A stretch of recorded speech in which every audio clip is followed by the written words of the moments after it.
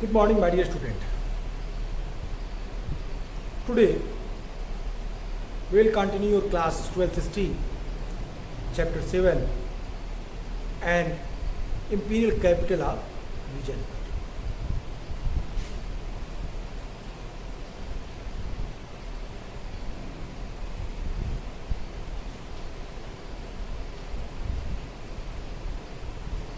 Class 12th history and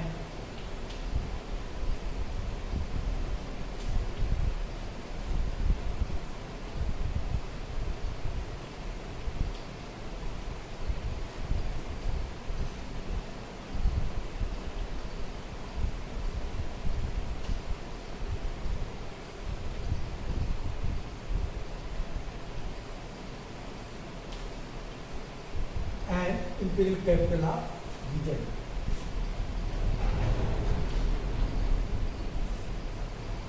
Okay,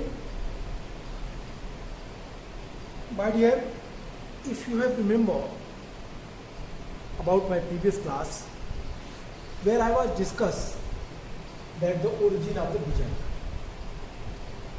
Today we will discuss the topic the apogee and decline of the Vijayanagara.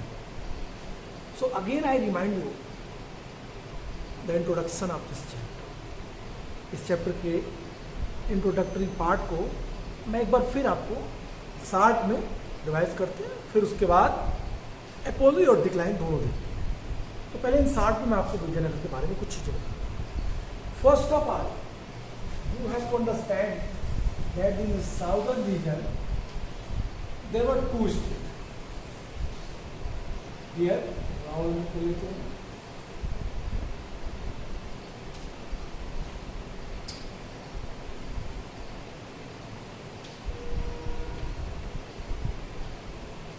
Bijapur and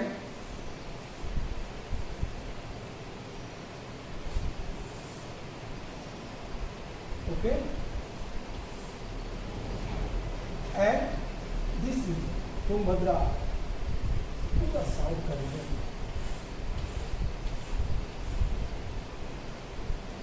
That is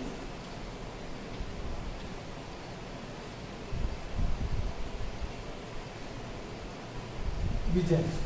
Okay, there should be no confusion in your mind.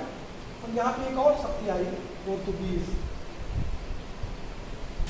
Okay, Portuguese. तीन शक्तियाँ southern part of India में कब आप अगर ध्यान से देखें तो आपको कब दिखेगी ये 14th सेंचुरी के आसपास, 15th सेंचुरी. ओके, 14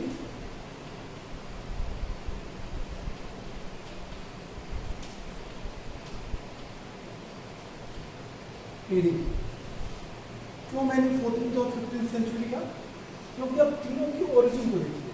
ओरिजिन आप तो विजयनगर का था पहले. सबसे पहले origin of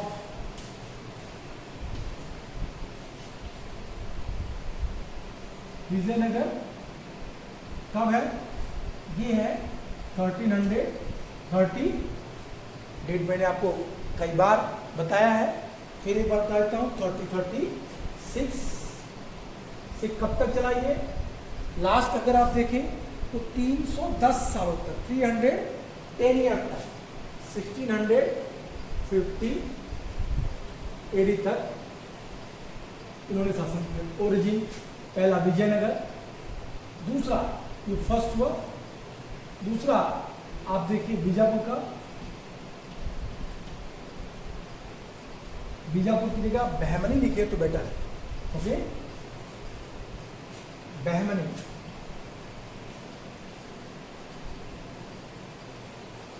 Bahmani rulers, Bahmani empire.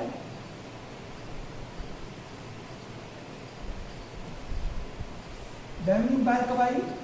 1447 to किसी न किसी रूप में कब तक बनी रही? 1687. ओके, सेकेंड, ये है सेकेंड. ध्यान से देखिए Try to understand what I am saying. Vijayanagar आपकी 8 बता दी मैंने, बहमनी एम्पायर आपके 8 बता दी मैंने, और जो थर्ड है पोर्तुगीज 1498 में वास्को डी गामा पुर्तगाली था, भारत आया, आपको पता ही है। पोर्तुगीज 1498 में आए और कब तक रहे? पुर्तगाली सबसे पहले आए और भारत में सबसे बाद गए 1961। ये एक कॉमन। अब इसके बाद ये तो जनरल इंफॉर्मेशन मैंने बताया, ये पूरा का पूरा जो विजयनगर आप पढ़ेंगे कुछ इन्हीं शासकों के इर्द गिर्द घूमेगा। I mean to say that this is the introductory part of the Vijayanagar and the southern part of India, plateau regions, where the 14th and 15th century the two prominent rulers emerged, Vijayanagar and Bahmani. If you will observe the starting date of Bahmani and the Vijayanagar, then you can easily understand that the time period of both किससे मिलेगा? सल्तनत period से। सल्तनत era से।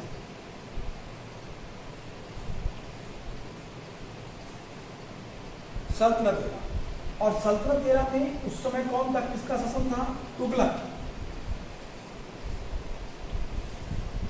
Tughlaq specially MBT मैंने 60 में लिख दिया है, मोहम्मद बिन Tughlaq.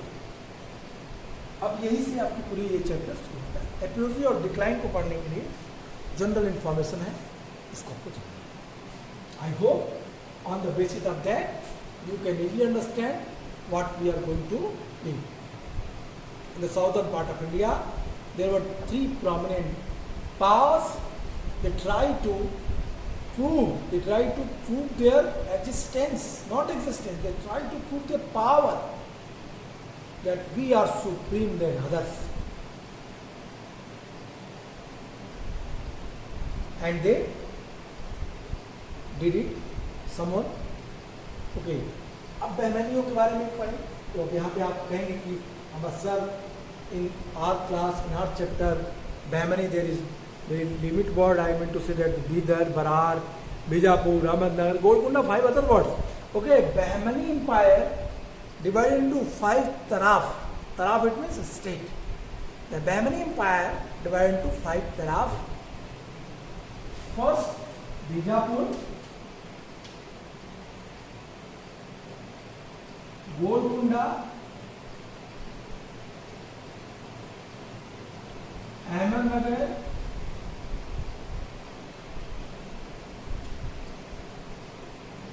Bidar, and last one that is Berar. 5 तराफों में बहमनी टूटी हुई थी, 5 पार्टों में बहमनी। हमने आपको शुरुआत में ही बताया था, स्टार्टिंग क्लास में ही बताई थी कि 17th 18th सेंचुरी में पूरी तरीके से विजयनगर समाप्त हो गया। स्टार्टिंग इसकी 14th सेंचुरी से हमको दिखाई देती है। 14th सेंचुरी से 17th सेंचुरी, आप डेट को देखेंगे 14th century to 17th century, तो 14th सेंचुरी में इसकी ओरिजिन हो रही है और 17th सेंचुरी में ये खत्म हो रहा है।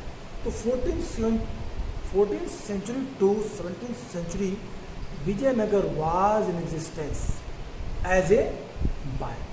किसी न किसी रूप में विजयनगर एक एम्पायर के रूप में अस्तित्व में था। हमने आपको 2 चीज़ और बताई थी। हमने आपसे कहा था, अगर आपको याद होगा तो मैंने कहा था कि ये कृष्णा रिवर से लेके, ठीक है, मैंने कहा था from the river Krishna in the north to extreme south of the peninsula, दक्षिण में ये कृष्णा रिवर से दक्षिण का पूरा रीजन विजयनगर में आता है। लेकिन यहाँ पे जब हम डिक्लाइन और एपोजी पढ़ेंगे, तो जो पावरफुल रूलर्स के बारे में पढ़ेंगे, कृष्णदेवराय के बारे में पढ़ेंगे, तो कृष्णदेवराय की बाउंड्री कहाँ से कहाँ थी? तुंगभद्रा तो कृष्णा रिवर, वो तुंगभद्रा दो नदियों के बीच का इलाका कृष्णदेवराय का।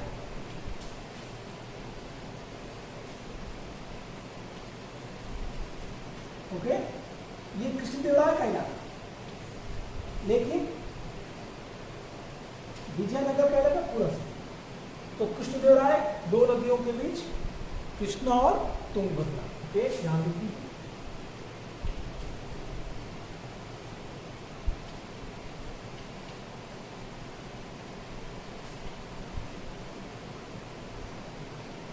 This point, this is fact which you have to learn, which is very important.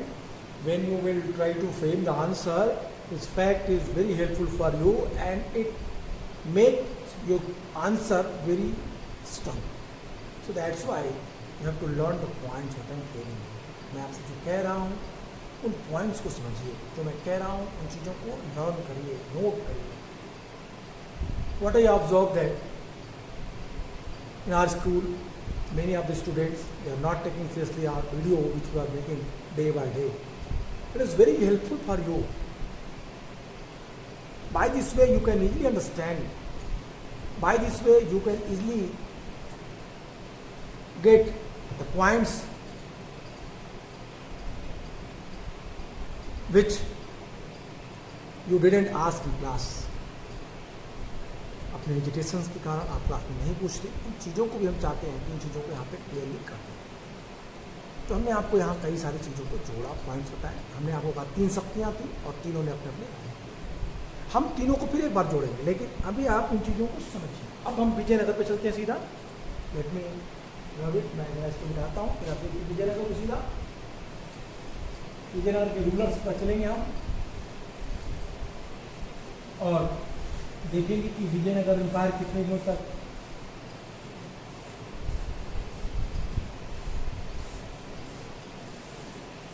Establish रही.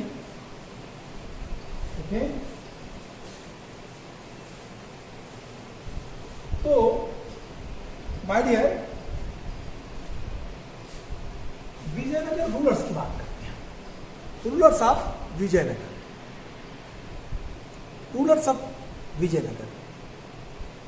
I hope you have remembered my previous class where I was discussed that there were the 4 prominent dynasties who ruled on Vijayanagar. Vijayanagar में 4 बड़े राजवंशों ने शासन किया. विजयनगर की राजधानी भी इसलिए 4 बार चेंज हुई. विजयनगर को स्टार्टिंग में अगर आप देखें तो विजयनगर को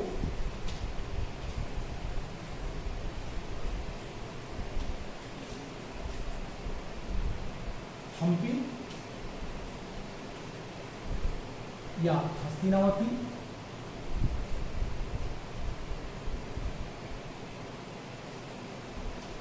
के नाम से जाना जाता है.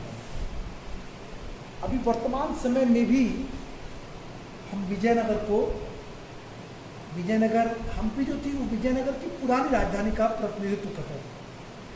विजयनगर का वर्तमान नाम भी क्या है? हम्पी है. अभी वर्तमान में आप विजयनगर का नाम क्या है? हम्पी है.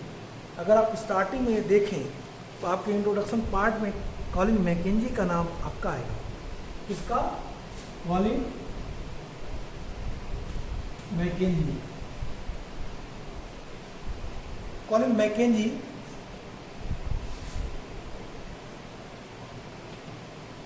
जिन्होंने विजयनगर में हम्पी का एक्सकवेशन कराया. तो हम्पी जो वर्तमान में हम्पी है, एक्सकवेशन के बाद मालूम चला ये हमारे मध्यकाल का सबसे प्रोमिनेंट हिंदू शासक विजयनगर, उनकी पूरा साम्राज्य था, जिसके बारे में बाबर अपने भवनों में उल्लेख करते हैं. तो हम्पी इसका नाम. इसकी राजधानी समय समय पर बदली गई, इसके कैपिटल बदले गए. इसकी राजधानी अनेगोंदी, विजयनगर, जो ये विजयनगर एक एज ए एम्पायर थी.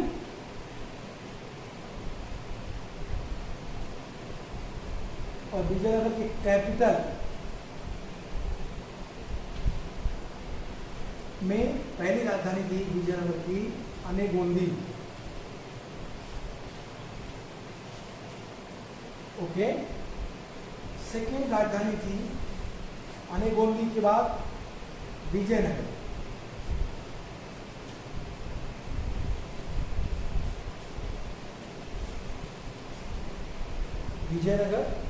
विजयनगर बताने का ज़्यादा वो नहीं। विजयनगर आप जानते हैं city of victory, city of education, शिक्षा की नगरी थी, विजय की नगरी थी, इसलिए इसको विजयनगर। इसकी तीसरी राजधानी थी अनेगोंदी, विजयनगर, पेनुकोंडा और चंद्रगिरी। तो राजधानी इसकी टाइम टू टाइम चेंज हुई। पेनुकोंडा या बेनुगोंडा दोनों नाम लिख लीजिए।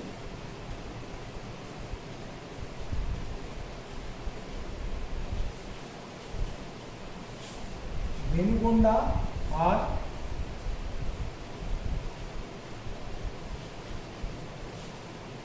पेनुकोंडा, और इसकी चौथी राजधानी थी जो लास्ट में बनी वो थी चंद्रगिरी।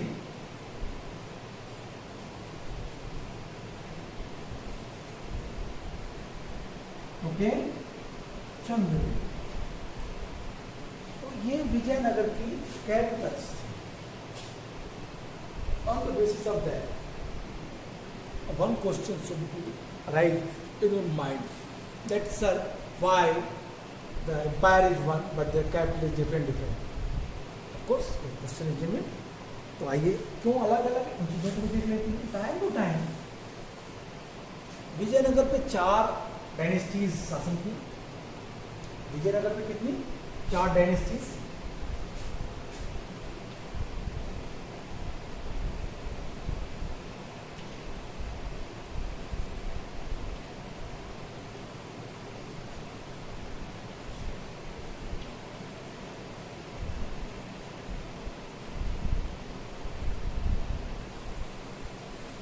कौन कौन डायनेस्टी? अब इसी के अकॉर्डिंग क्रम से पहला संगम डायनेस्टी, आगे डायनेस्टी नहीं लिख रहा हूं मैं, आप समझ लीजिएगा। संगम डायनेस्टी कब से? 1336 to 1485 AD। संगम, पहला संगम, दूसरा सालू 1485 to 5003 to 5। क्यों मैंने 5003 to 5 लिखा? क्योंकि बुक में आपके 5003 ही दिया है, 1503 1503। Then after third Tulu dynasty. Tuluva dynasty नहीं लिखी क्योंकि सब में नहीं लिखा है। Tuluva dynasties 1505 to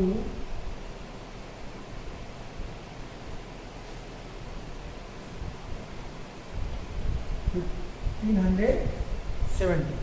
okay, 1505 to 1570। और लास्ट में अरिवाड़ू,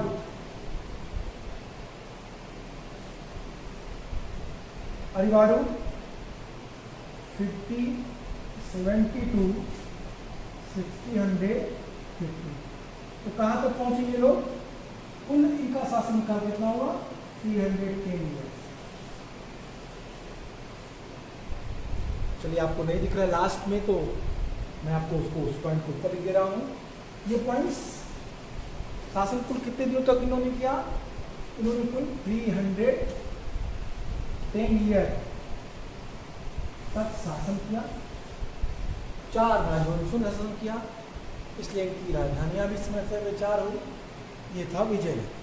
ओके, आई होप अब आप कॉमन चीज़ें विजयनगर की समझ गए।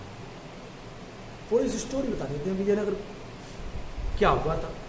एक्चुअली दक्षिण में जब सल्तनत पीरियड था, शासनकाल मोहम्मद बिन तुगलक का था दिल्ली सल्तनत पे, तो दिल्ली सल्तनत पे जब शासनकाल मोहम्मद बिन तुगलक का था, तो उसी समय मोहम्मद बिन तुगलक का एक चचेरा भाई था बहाउद्दीन गुरशस्प।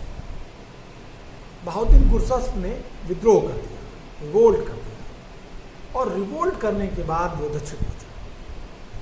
दक्षिण में काम्पिल के महाराजा ने, इसने काम्पिल, काम्पिली लिख दें तो बेटा, काम्पिली स्टेट के महाराजा ने क्या की, बहाउद्दीन गुरशस्प को मदद दी। बहाउद्दीन गुरशस्प कौन था?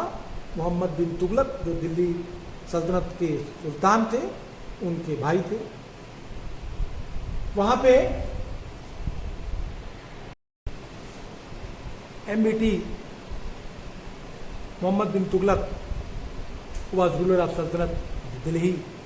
He decided to conquer the Kampil because the race of Kampili who sheltered in their maternal brother Bahauddin Gursas.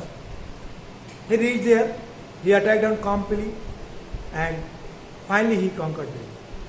The two warriors, two military generals, Harihan and Bukka, was arrested in this war. They captured and they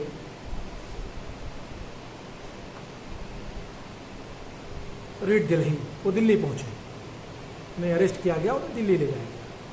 finally उन्हें इस्लाम में convert किया गया, और फिर कुछ दिनों बाद दक्षिण में फिर विद्रोह हुआ, साउथ में रिवोल्ट हुआ, और उस रिवोल्ट को दबाने के लिए मोहम्मद बिन तुगलक ने अपने इन्हीं दोनों सिपाही सालारों को, अपने इन्हीं दोनों कमांडर्स को भेजा।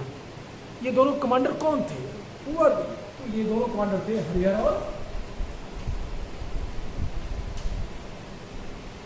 और बुक्का।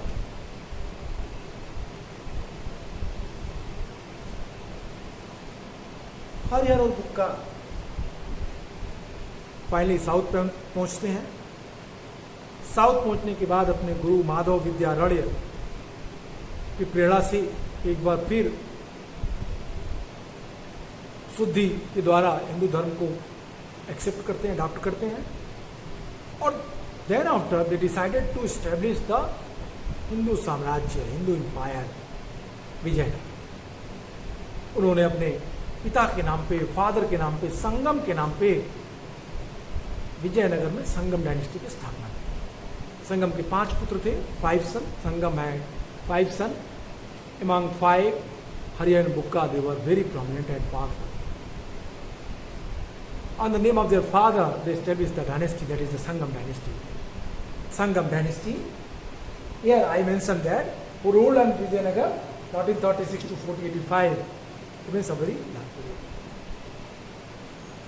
The last ruler of Sangam dynasty was Virupaksh.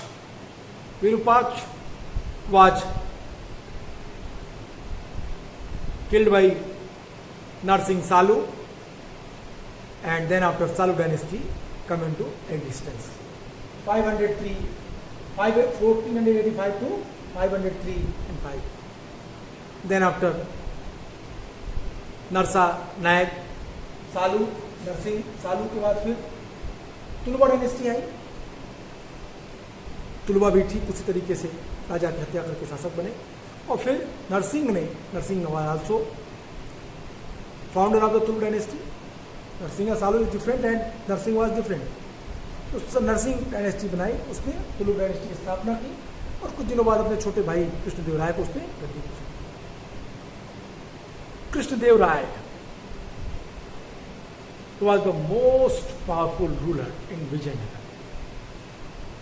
Again and again I am discussing, बार बार मैं इस बात पर चर्चा कर रहा हूँ। I was discussed about the importance of the Krishnadev Rai in my class various time. I taught you that Babur was the founder of Mughal dynasty. He wrote that the two powerful Hindu rulers who ruled in India, Rana Sanga and Krishnadev Rai. Among all 7 or 8 kings who ruled in India during that time when Babur conquered Agra, when Babur established the Mughal dynasty. Among 8 rulers, Krishnadeva Raya is more powerful among them. Krishnadeva Raya उन सब में powerful थे. In your book, the point is given the Krishnadeva Raya. अब Krishnadeva Raya का ही point आपको यहाँ पे पढ़ना. आइए Krishnadeva Raya को. Let us come and try to read about Krishnadeva Raya.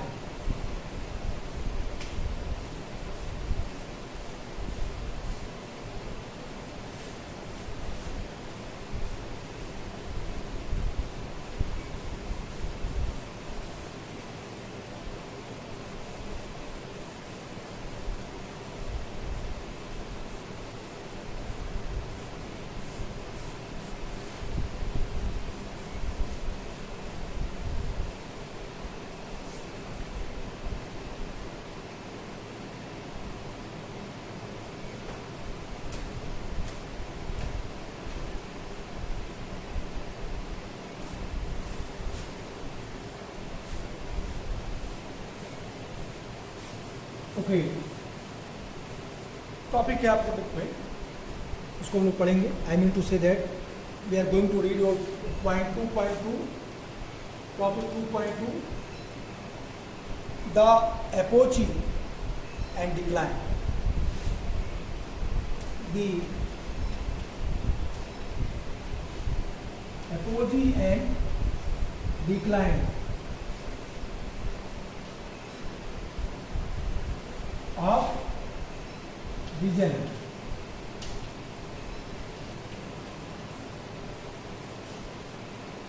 Okay, the apogee and decline of Vijayanagara. In this topic, we are going to read about Krishnadeva Raya.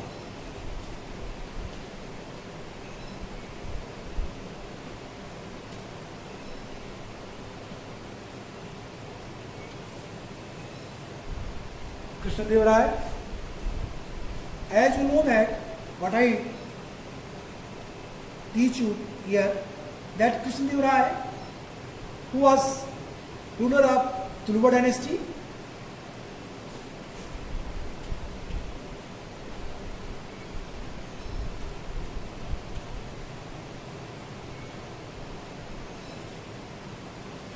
okay, Krishnadeva Raya, sorry.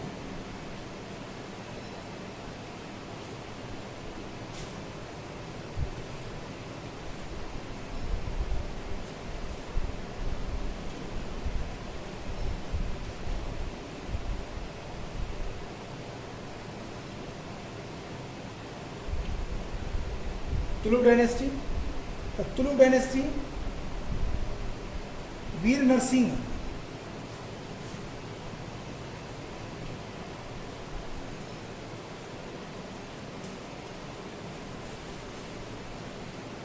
Founder of Tulu dynasty, Veer Narsingh Tulu dynasty की स्थापना किया उसने. ये विजयनगर का द्वितीय बला पहाड़ था, द्वितीय एक तरीके से कहें कि राज्य को अपने हाथ में लेने की या फोर्सफुली एसेसिनेशन के बाद राज्य को दोबारा अपने हाथ में लेने का प्रयास था वीर नरसिंह के द्वारा. इसके पहले सालू डायनेस्टी के बारे में मैंने कहा था, वहाँ पर मैंने कहा था नरसिंह सालू ने लिया, फिर वीर नरसिंह ने क्या किया, फिर लास्ट सालू शासक की हत्या करके, इम्माड़ी नरसिंह की हत्या करके उसने क्या किया, सालू नरेश इम्माड़ी नरसिंह की हत्या करके स्वयं सिंहासन पर अधिकार कर लिया नरसा नायक ने. और बाद में इसने एक तुलु डायनेस्टी की स्थापना की. तुलु डायनेस्टी वीर नरसिंह 1509 में आते आते वीर नरसिंह ने अपना सक्सेसर किसको बनाया, सक्सेसर अपना कृष्णदेव राय को बनाया.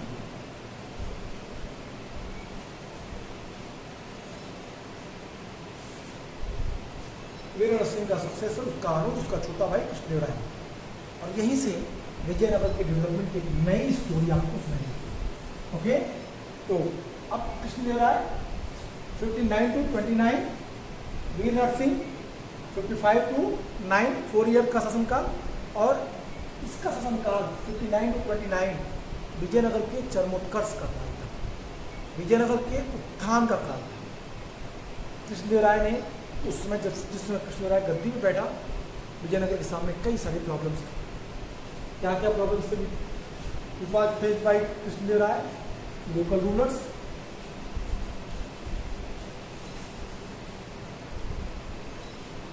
रिवोल्ट,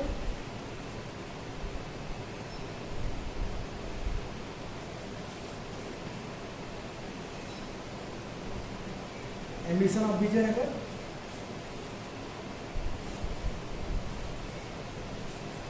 पहले एम्बिशन ऑफ बीजापुर ले लें, फिर आप विजयनगर की बात करेंगे। Bijapur and Bahmani,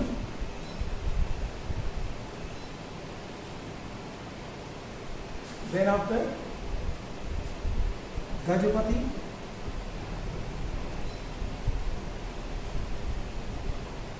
Orissa, then after Portuguese,